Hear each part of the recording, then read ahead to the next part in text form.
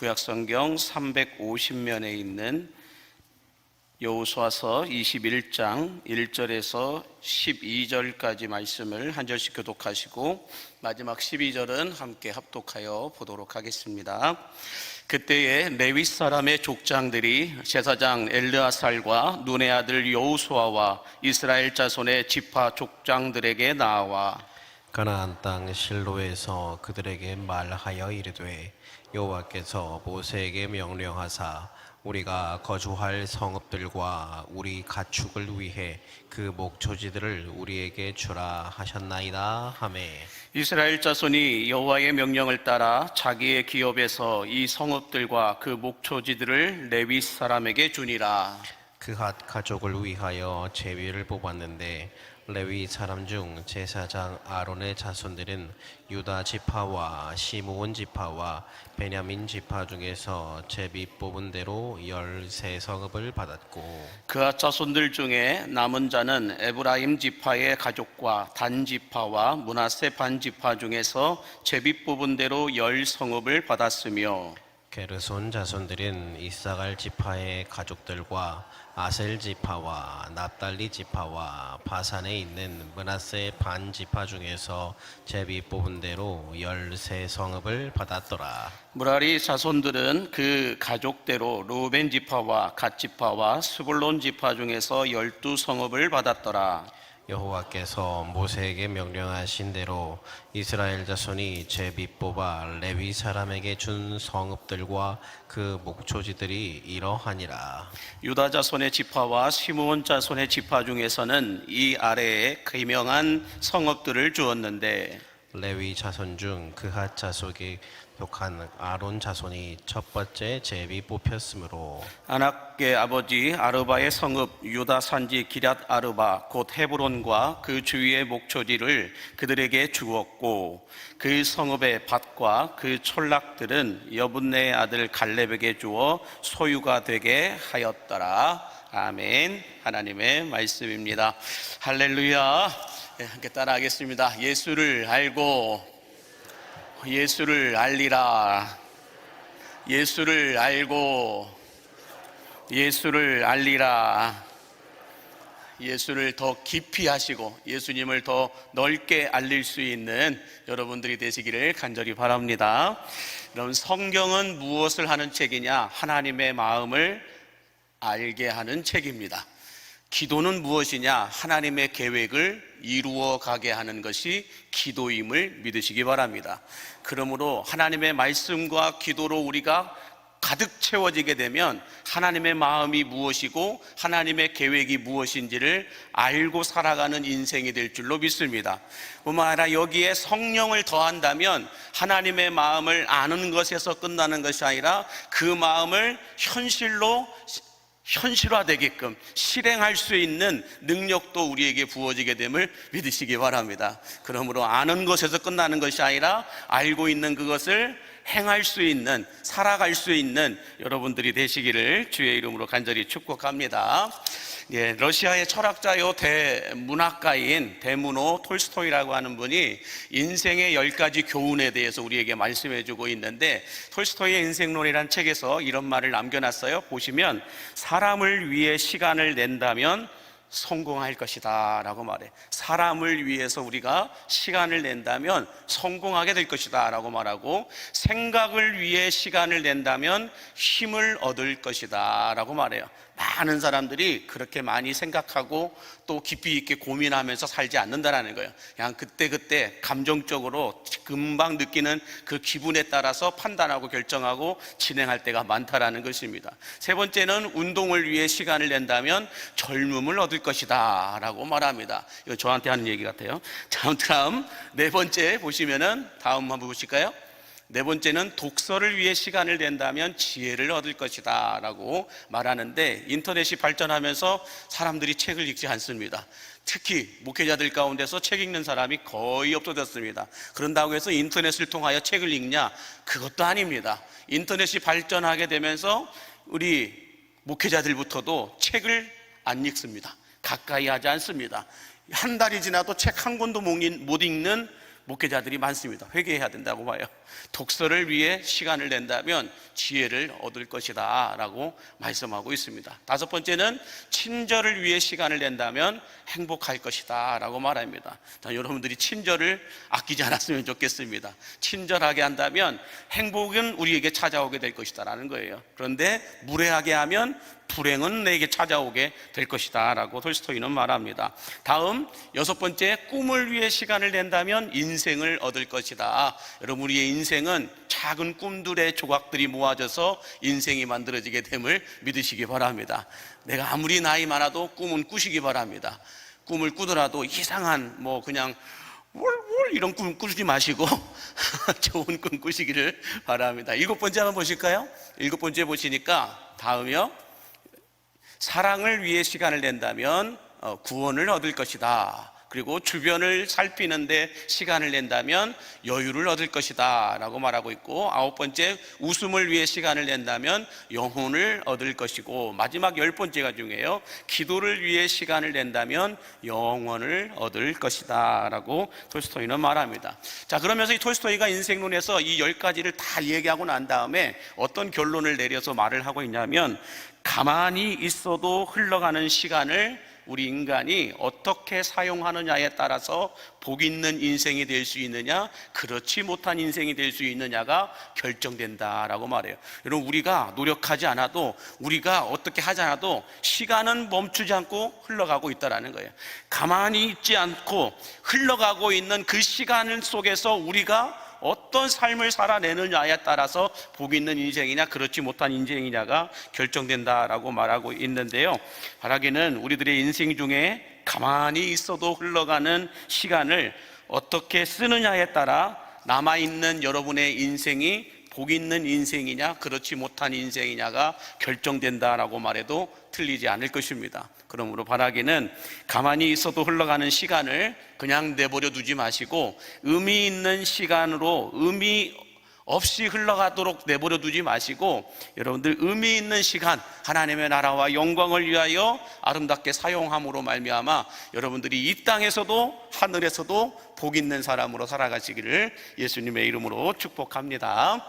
자, 지난 시간 우리는 6개의 도피성을 만들라라고 하는 하나님의 명령을 따라서 여호수아가 억울한 죽음이 없도록 도피성을 만들어 재판을 받아볼 수 있게 하였고, 복수는 또 다른 복수를 낳는다라고 하였듯이 이 어떤 죄악의 악순환이 끊어지도록 하였다라고 말씀을 드렸습니다.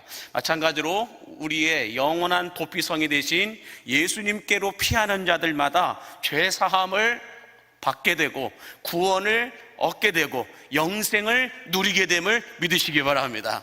바라기는 영원한 도피성이신 예수님께 피하심으로 말미암아 죄악의 악순환이 우리 안에서 끊어지는 은혜가 부어지게 되고 영원한 생명을 얻을 수 있는 축복이 여러분들에게 있게 되기를 간절히 바랍니다. 자, 이제 모든 땅 분배가 끝났습니다. 이제 어떤 말씀이 나올까라고 21장을 폈는데 또 땅 얘기예요. 부동산도 아니고 계속 땅만, 땅 한 평도 없는데 계속해서 땅 얘기만 나오고 있는데, 오늘 본문 1절과 2절 같이 함께 보겠습니다. 그때에 레위 사람의 족장들이 제사장 엘르아살과 눈의 아들 여호수아와 이스라엘 자손의 지파 족장들에게 나와 가나안 땅 실로에서 그들에게 말하여 이르되, 여호와께서 모세에게 명령하사 우리가 거주할 성읍들과 우리 가축을 위해 그 목촉지들을 우리에게 주라 하셨나이다 하매. 자, 제사장 족속이라고 하는 이 레위 자손들은 따로 땅을 분배받지 않았습니다. 왜? 하나님 이렇게 말씀하셨기 때문에. 자, 그런데 땅을 분배받지 못했지만 여호수아에게 찾아와서 뭐라고 얘기합니까? 광야 시대 때 하나님께서 모세에게 말씀하신 대로 이제 땅 분배가 다 끝나고 난 그곳의 성읍들을 우리에게 각출받게 하여 주십시오라고 요청하고 있는 것을 볼 수가 있습니다. 자, 그러자 여호수아가 오늘 보면 3절에서 뭐라고 답변을 하고 있을까요? 3절 말씀 같이 보겠습니다. 이스라엘 자손이 여호와의 명령을 따라 자기의 기업에서 이 성읍들과 그 목초지들을 레위 사람에게 주니라 라고 말씀하고 있습니다. 자, 이스라엘 자손들은 그들의 기업에서 이스라엘 자손들 12지파들 가운데서 다 이제 가나안 땅 분배를 받았는데 그 땅을 분배받은 곳에서 48개의 성읍을 레위 족속들에게 주었다라고 말씀하고 있습니다. 예, 그래서 그냥 내어주었다라고 말씀하는데 이렇게 말하면 좀 이해가 안 되죠. 그래서 지도를 한번 보시면은 이렇게 볼 수가 있어요.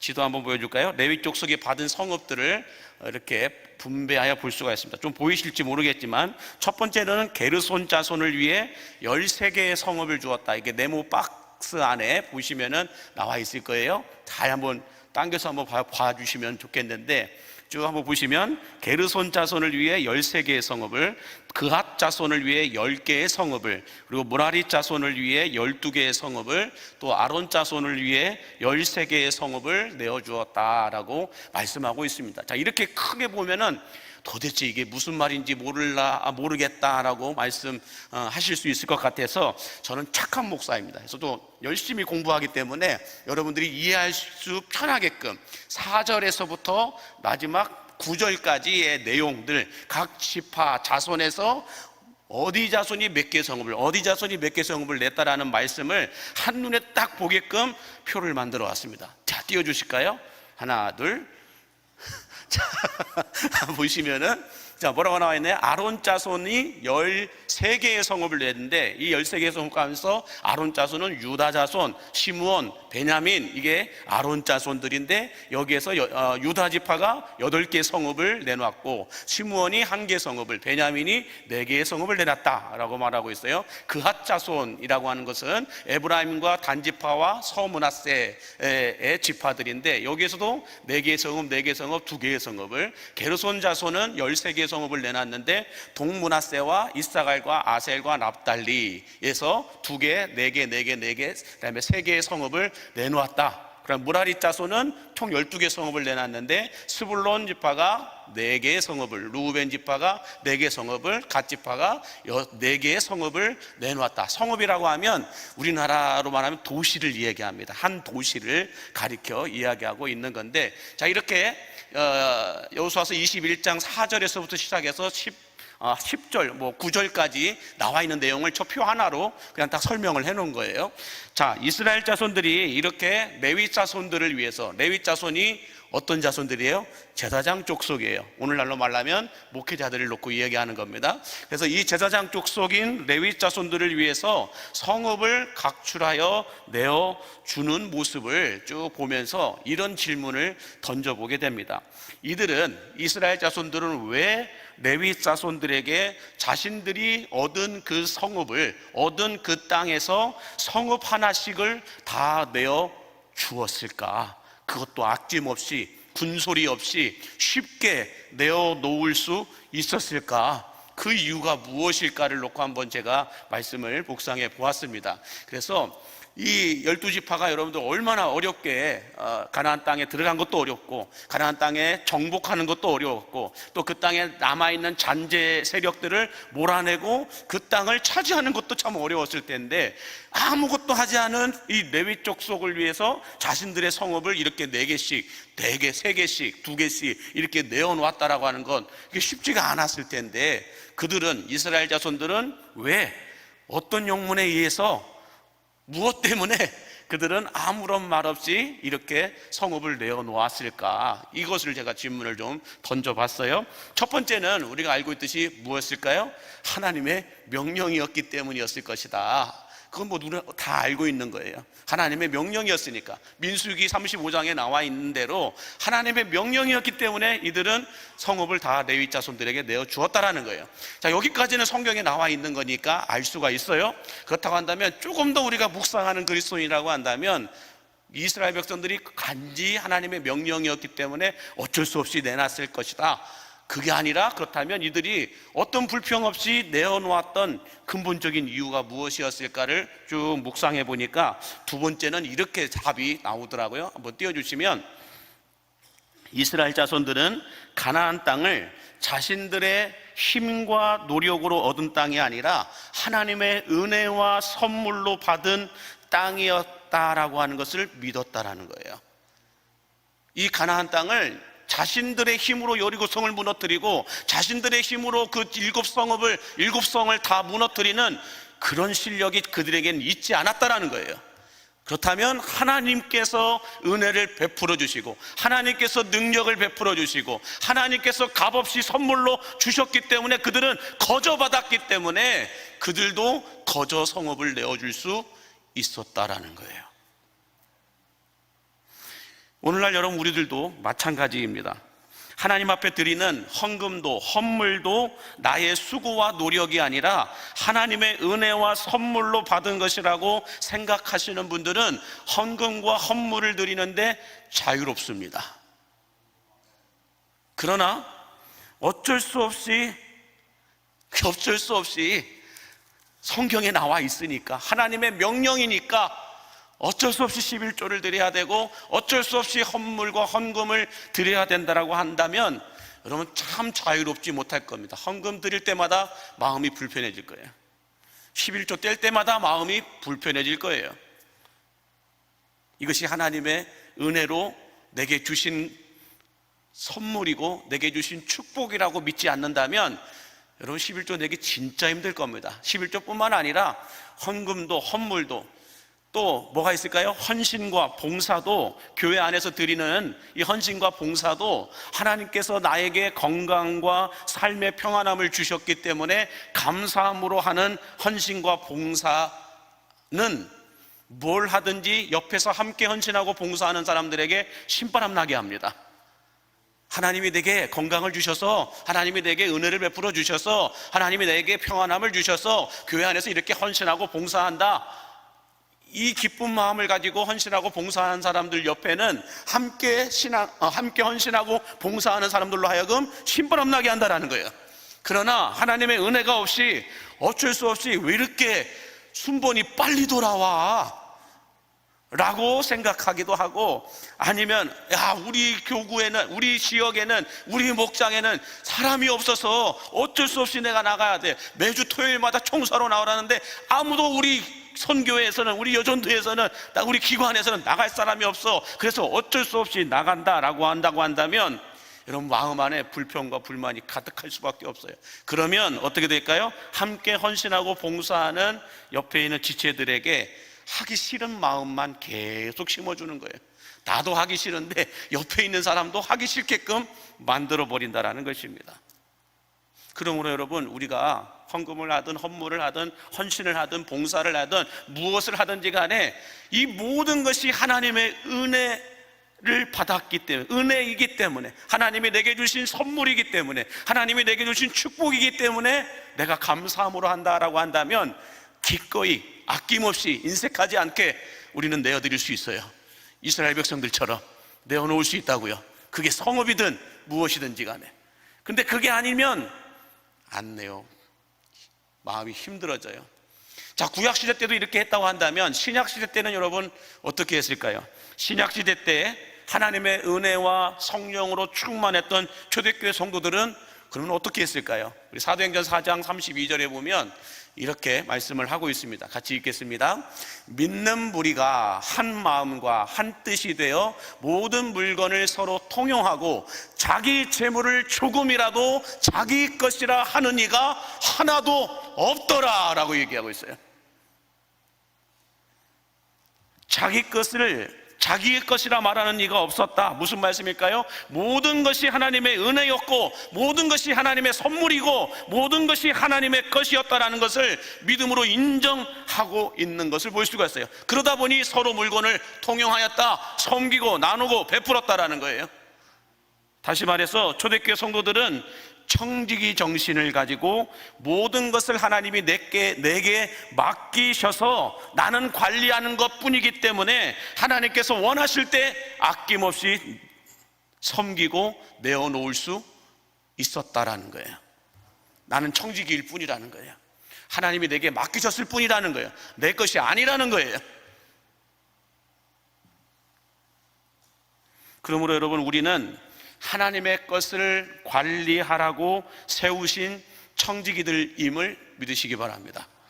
하나님께서 우리에게 맡기신 것 가운데 개인적인 것들이 있고 공동적인 것이 있는데, 개인적인 것은 뭘까요? 내게 있는 시간, 건강, 재물, 은사, 지혜, 이런 것들이 내게 개인적으로 맡기신 것들이겠죠. 그러면 공통으로 맡기신 것들이 있다면 뭘까요? 교회, 여러분의 목장, 교회 학교, 세가족으로 온 영혼들, 이건 공동으로 우리가 관리해야 될 것이에요. 이 모든 것들이 하나님께서 우리에게 맡기신 것들이지 내 것은 아니라는 거예요. 내 것인 양 마음대로 결정해버리고 휘둘러버리고 이렇게 되면은 하나님과는 상관없다라는 거예요. 자, 그러나 나는 청지기가 아니다라고 생각하는 이런 분들, 나는 청지기도 아니고 이 모든 거 다 내가 열심히 노력해서 자수성가한 것이다, 다 내 것이다, 자식도 내 것이고 내 것도 내 것이고 네 것도 내 것이고 다 내 것이다, 이렇게 하는 분들, 그래서 다 쌓아놓기만 해요. 이것도 쌓아놓고 저것도 쌓아놓고 다 쌓아놓기만 하는 분들에게 오늘 예수님은 누가복음 12장에서 19절과 21절에서 이렇게 말씀을 하고 있습니다. 보여주실까요? 시작.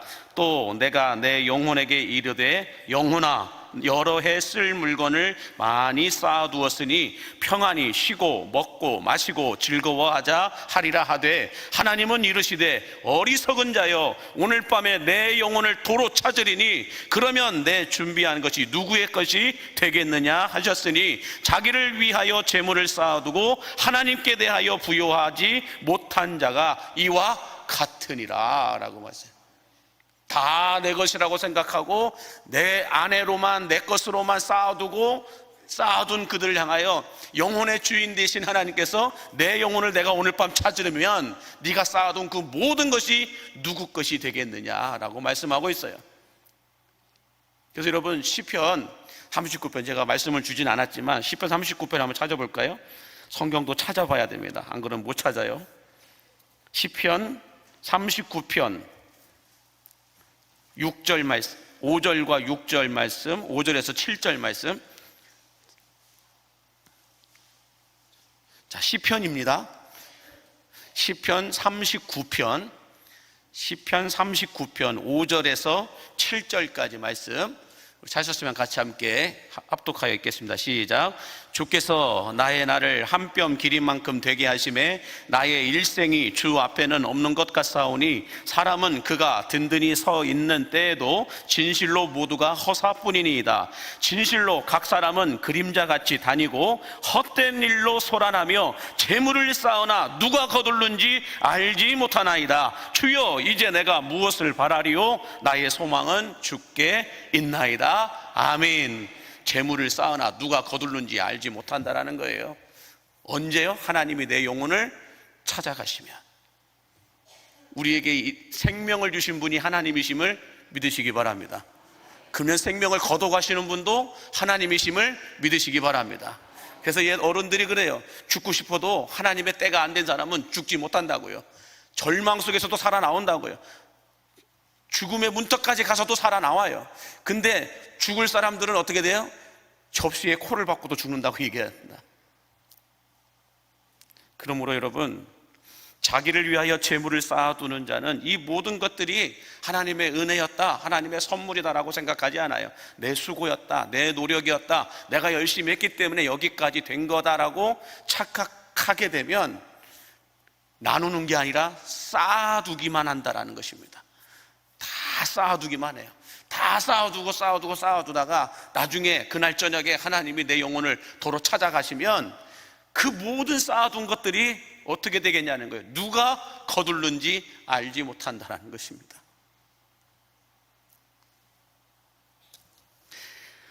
여기서 제가 한 가지만 더 보고 싶은 말씀이 있어요.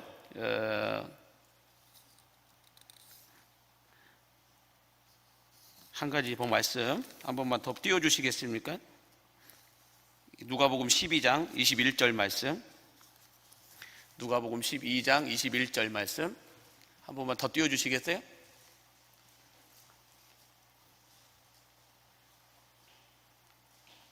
네. 순서대로 있습니다. 누가복음 12장 19절에서 21절에 있는 말씀, 거기 보시면은 이런 말씀이 있습니다. 마지막 절에 보면은 하나님께 대하여 부요하지 못한 자가 이와 같으니라 라는 말씀이 있죠. 하나님께 대하여 부요하지 못한 자가 이와 같으니라. 여기서 하나님께 부요하지 못한 자가 이와 같으리라고 하는데, 그러면 하나님께 대하여 부요한 자는 누구를 가리켜 말하는 걸까? 하나님께 부요하지 못한 자가 영혼도 빼앗기고 쌓아두었던 모든 것들도 다 잃어버리게 된다라는 거잖아요. 내가 쓰지 못하니까.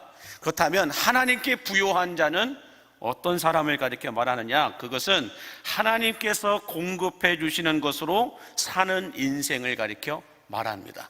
하나님께서 공급해 주시는 것으로. 오늘 또 여러분, 하나님이 여러분에게 공기를 공급해 주지 않았으면 우린 다 죽었을 거예요. 그렇지 않겠습니까? 하나님이 태양빛을 내려 비추지 않았으면 모든 광합성 작용들이 멈춰지면서 우리는 다 죽게 될 거예요. 하나님이 내게 공급해 주시는 심장과 내 몸에 있는 오장육부가 돌아가는데, 이것이 어딘가 하나라도 혈액이 뚝 멈춰지게 되면, 세포 하나가 딱 고장나게 되면 우리는 꼼짝없이 누워야 돼요. 이런 것 하나도 멈추지 않고, 세포 하나 멈추지 않고 원활하게 오늘도 돌아가게 하셨기 때문에 여러분, 우리가 여기까지 온 줄로 믿습니다. 그러므로 정말로 묵상할 줄 아는 그리스도인들은 어떻게 되는지 아세요? 한번 손가락 한번 내밀겠어요? 이렇게 한번 해보세요. 이거에 감동해야 돼요. 여러분, 로봇가 이거 할 수 있을 것 같아요? 이렇게 부드럽게 하지 못합니다. 이렇게 손가락이 자유롭게 움직이기 위해서 이 손가락 안에 있는 세포들이 얼마나 건강하게 정상적으로 돌아가는지 몰라요.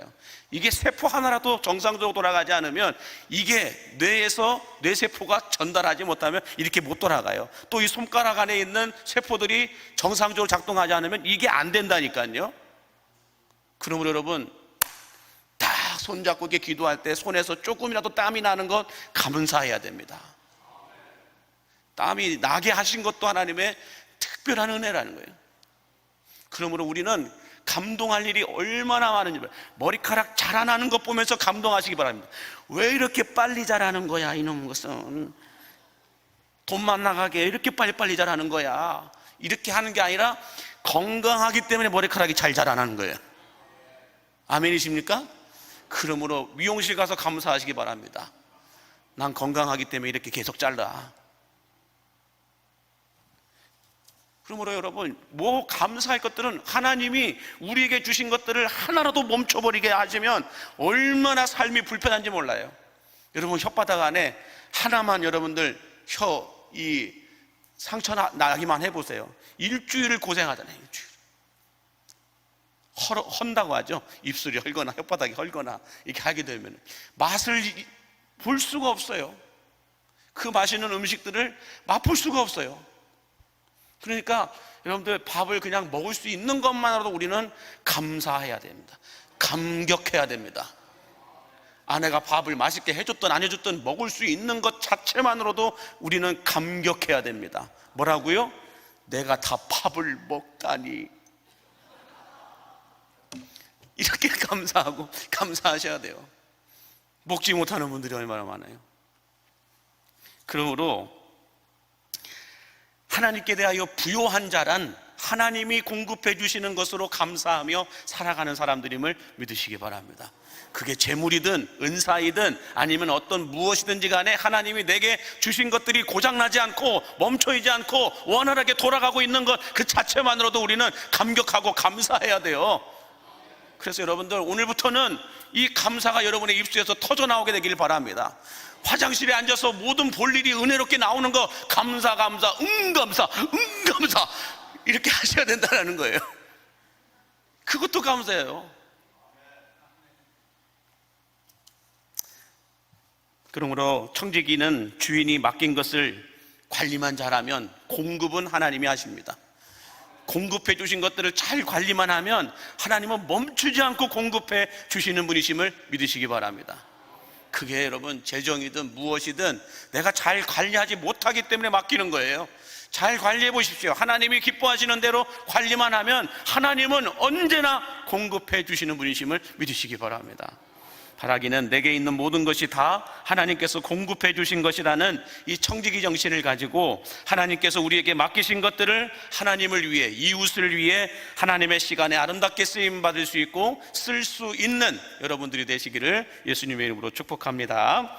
자, 하나만 더 보겠습니다. 오늘 본문 8절 말씀을 같이 볼게요. 8절 시작. 여호와께서 모세에게 명령하신 대로 이스라엘 자손이 제비 뽑아 레위 사람에게 준 성읍들과 그 목초지들이 이러하니라 라고 말씀합니다. 자, 이 말씀이 반복해서 나오는 걸 볼 수가 있는데, 나누어 내어 놓았다.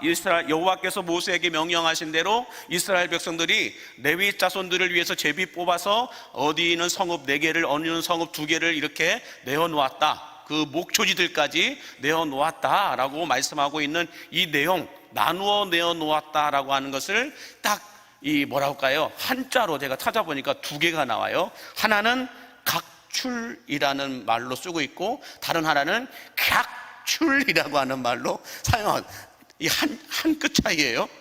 각출이냐 객출이냐 이 뜻인데, 제가 보니까 각출이라고 하는 것은 각각 내어 놓음이라고 하는 뜻으로 사용하고 있고, 객출이라고 하는 것은 같은 목적을 위하여 여러 사람이 나누어 내다라고 하는 뜻으로 사용하고 있습니다. 자, 그러면 오늘 본문에서 말씀하는 레위인들의 성읍은 이스라엘 백성들에게 각출이었을까요? 객출이었을까요? 발음을 정확하게, 각출이었을까요? 객출이었을까요? 1번이에요? 2번이에요? 2번. 네, 맞습니다. 2번입니다. 자, 그렇다면 이 객출을 할 때는 모든 사람이 같은 마음으로 같은 목적을 위하여 여러 사람을 나누어 내었다라고 한다면 그 목적이 뭐냐는 거예요. 어떤 목적 때문에 이스라엘 백성들이 이렇게 레위 자손을 위해서 성읍을 내어놓았을까? 그 목적을 알기 위해서는 역대하 31장 4절을 찾아가 봐야 됩니다. 시작. 또 예루살렘에 사는 백성을 명령하사 제사장들과 레위 사람들의 몫의 음식을 주어 그들에게 여호와의 율법을 힘쓰게 하라 하니라. 참 중요한 말씀이죠. 자, 이 레위 족속은 어떤 사람들이라고 그랬어요? 제사장 족속이라고 그랬어요. 그래서 계속해서 성전에서 예배를 인도하고 말씀을 가르치고 말씀을 전하는, 이런, 오늘날로 말하면 목회자들을 놓고 얘기하는 거예요. 목회자 가족들, 이 레위 족속들을 위해서 성읍을 내어 주었는데, 왜 이 모든 이스라엘 백성들이 다 같은 목적을 가지고 객출을 하였는가? 발음이 그러네. 객출을 하였는가? 그 이유는 딱 하나라는 거예요. 제사장들이 여호와의 율법에 집중하도록 하기 위해서, 여호와의 말씀에 집중하도록 하기 위해서이다 라고 말씀하고 있는데, 다시 말해서 목회자들이 율법을, 말씀을 연구하고 가르치고 선포하고 기도하는 일에 집중할 수 있도록, 세상을 살아가는데 그 무엇도 발목 잡히지 않도록 다 그들의 몫을 챙겨 주었다라는 거예요. 만약에 여러분, 제가 여기서 어떤 사례도 없이 말씀을 전하고 복음을 전해야 된다고 한다면 저 주중에 뭐 할까요? 처자식 먹여 살려야 되기 때문에 나가서 일해야 됩니다. 그런데 그렇게 되면 제가 말씀 볼 시간이 있을까요? 말씀을 연구할 시간이 있을까요? 기도할 시간이 있을까요? 새벽에 피곤해서 나오지도 못할걸요? 자, 그래서 초대교회 사도들도 7 집사들을 세우면서 뭐라고 얘기했는지 우리 사도행전 6장 3절에서 4절 말씀 보시면 이렇게 말씀합니다. 시작. 형제들아, 너희 가운데서 성령과 지혜가 충만하여 칭찬받는 사람 7을 택하라. 우리가 이 일을 그들에게 맡기고 우리는 오로지 기도하는 일과 말씀 사역에 힘쓰리라 라고 말씀합니다. 구약시대 때나 신약시대 때나 제사장 족속인 또 말씀을 가르치는 사도들은 뭐 하는 데 집중해야 된다는 거예요? 기도하는 일과 말씀 전하는 일에 집중해야 된다는 거예요. 그래서 여러분, 목회자들이 기도와 말씀 사역에 집중하고 힘쓸 수 있도록 사역의 각출, 헌신과 봉사의 각출, 섬김과 나눔의 각출, 이것이 필요하다라고 말씀하고 있는 것입니다. 그래서 여러분들, 교회 안에 장로님들을 왜 뽑을까요? 권사님들, 안수집사님들, 집사님들을 왜 뽑을까요? 이 각출을 위해서예요. 이 각출을 위해서 목회자가 하나님께 집중하고 하나님 말씀에 집중하게 하기 위해서 직분자들을 세운 거예요. 그들을 통하여서 성령과 지혜가 충만한 그 직분자들을 통하여서 뭘 하라고요? 교회를 돌보라고요. 성도들을 돌보라고요. 구제할 사람들을 구제하라는 거예요. 그 말은 뭘까요? 신방할 사람들을 신방하라는 거예요. 목자와 부목자를 왜 세울까요? 신방할 자들을 신방하게 하는 거예요. 일곱 집사를 세운 목적이 뭘까요? 사도들이 구제하는데 이거 나눠갖고 히브리파 여인들, 또 이 헬라파 여인들, 이 홀로 된 이 과부들을 섬기는데 거기 쫓아다니라고 자신들이 해야 될 일을 못하고 있었다는 거예요. 그래서 직분자들을 세우는 거예요. 그래서 장로의 역할을 주는 거고, 안수집사와 권사의 역할을 주는 거고, 집사의 역할을 주는 거고, 목자의 역할을 주는 거고, 교사의 역할을 주는 거고, 예배 사역자들의 역할을 주는 거예요. 모두가 다 목적은 뭐예요? 목회자가 하나님께 집중하고 말씀에 집중하게끔 만들기 위한 이 각출 하나의 목적을 위해서 모두가 다 서로 나누는 거예요. 여러분, 목사가 하나님과의 관계가 멀어져 있으면 여러분 어떻게 될까요? 목사가 말씀을 연구하지도 않고 말씀을 읽지도 않고 기도하지도 않고 하루 종일 가도 일주일 내내 가도 기도하는 시간 없고 말씀 보는 시간 없고 하나님 앞에 머물러 있는 시간 없고 그렇게 여러분들 지내다가 강단에 서면 어떤 말씀이 선포될까요? 성도들의 귀에 즐거운 소리만 해요. 영혼을 살리는 소리가 아니라 귀에 듣기 좋은 소리만 한다고요. 그런 말들만 골라다가 짜집게 해가지고 요즘에는 AI가 설교 문도 잘 만들어줘요. 딱 주제 입력하면 AI가 설교도 쫙 뽑아준다니까요. 그거 갖다가 그대로 읽으면 돼요. 그게 무슨 영혼을 살리는 메시지가 돼요.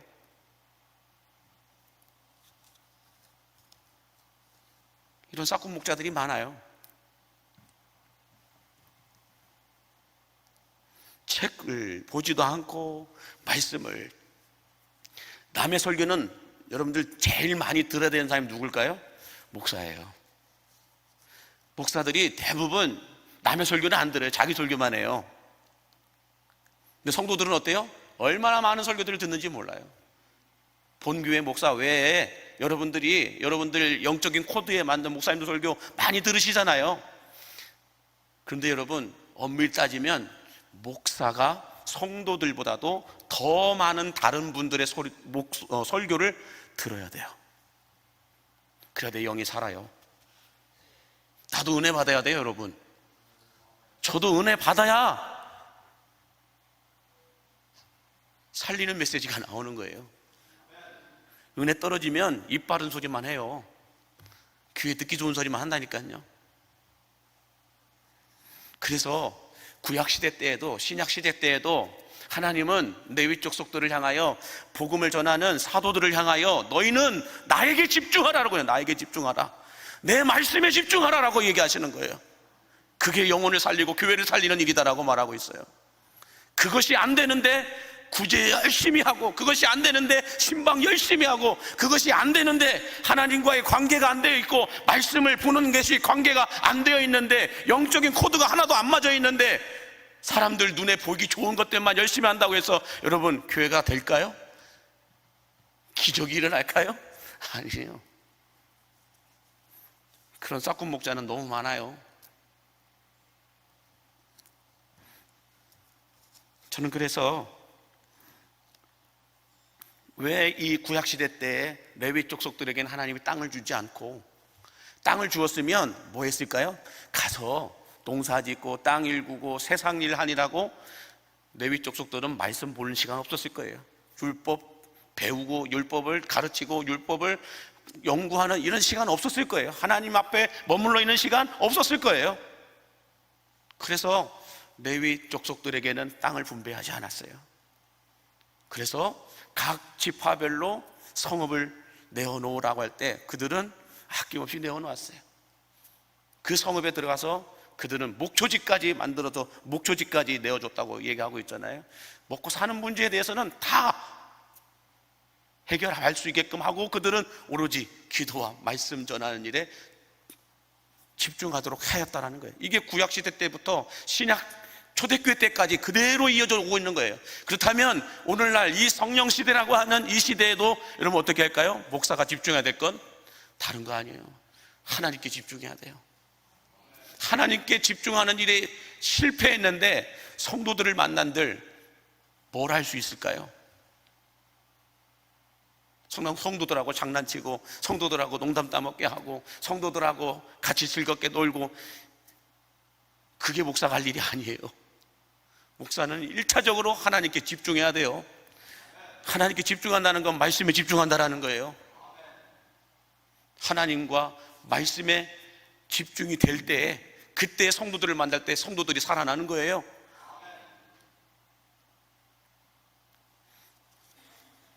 그러므로 여러분, 이 앞에 서 있는 유성남 목사가 쓸데없는 일에 시간 낭비하지 않고 하나님께 또 말씀에 집중할 수 있도록 여러분이 도와주셔야 됩니다. 그렇지 않으면 여러분들, 저도 어쩔 수 없는 싹둑 목자가 돼요. 그냥 여기저기 재밌는 얘기 갖다가 붙이고 여기저기 재밌는 성도들 귀에 듣기 좋은 소리, 그것만 다 해도 20년 가요. 여러분, 그런 소리만 해도 20년 갑니다. 그러나 하나님 앞에 섰을 때 착한 일꾼이라 칭찬받고 싶어요. 착한 일꾼이라고. 바라기는 가만히 있어도 흘러가는 시간 속에서 하나님께서 우리에게 맡기신 것들을 서로 각출함으로 말미암아 구경꾼이 아니라 하나님의 일꾼으로 쓰임 받는 여러분들의 길을 축복합니다. 수많은 무리 가운데 있는 사람이 아니라 하나님이 부르셔서 세운 제자로서의 삶을 살아가는 여러분들이 되시기를 축복합니다. 그뿐만 아니라 저와 함께 하나님께 집중하고 말씀에 집중함으로 말미암아 여러분들이 세상 속에서 빛이 되고 소금이 되는 우리 광림의 성도들 되시기를 예수님의 이름으로 축복합니다. 기도하겠습니다. 만복의 근원 되신 하나님, 우리에게 주어진 시간들을 흘러가는 대로 내버려 두는 것이 아니라, 허락하신 시간들을 낭비하는 것이 아니라 복 있게 사용할 수 있는 은혜와 능력과 지혜를 허락하여 주시옵소서. 이스라엘 백성들이 레위 족속들에게 성읍을 내어놓을 때 여호와의 명령이기 때문에 어쩔 수 없이 내어놓은 것이 아니라 가나안 땅 정복과 땅 분배에 있어 하나님의 은혜로 거저받은 선물이므로 레위 족속들에게도 주여 아낌없이 각출할 수 있었던 것처럼 우리들도 청지기 정신을 가지고 하나님께 받은 것을 온전히 섬기고 나누고 베풀 수 있게 하여 주시어서 구경꾼이 아니라 하나님의 일꾼들로 쓰임받게 하여 주시고, 수많은 무리 가운데서 살아가는 것이 아니라 제자로 부름을 받은 청지기답게 살아가는 우리 광림의 성도들 되게 하여 주옵소서. 예수님의 이름으로 축복하며 기도하옵나이다. 아멘.